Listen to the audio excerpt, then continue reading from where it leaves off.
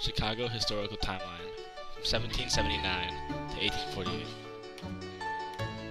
Jean-Baptiste Point de Sable. He first came in contact with William Burnett, who was a trader, and that's why he moved to Chicago for fur trading.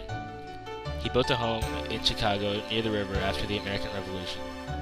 The Treaty of Greenville caused him to leave in 1800 and sell his land to Jean Lalaine. The U.S. Army arrived in Chicago on August 17, 1803.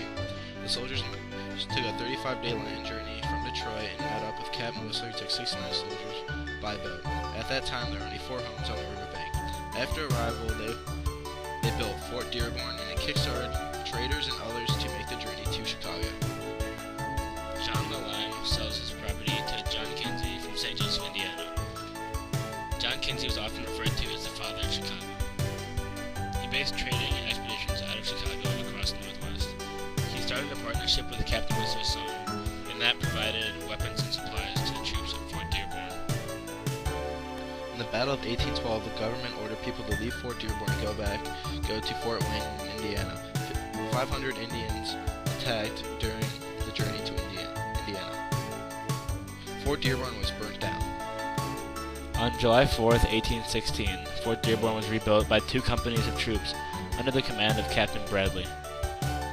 Just like the first time, this caused more settlers to be attracted to move near the gates. The fort provided safety for the settlers as well.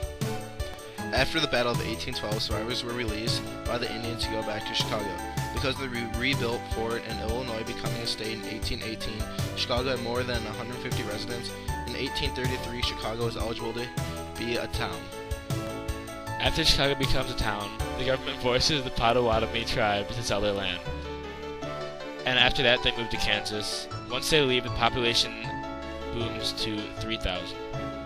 After the Indians leave in 1837, Chicago gets enough people to become a city on March 4th. In 1848, the Illinois-Michigan canals were finished. Chicago got rid of the sandbar, and the city was much more accessible.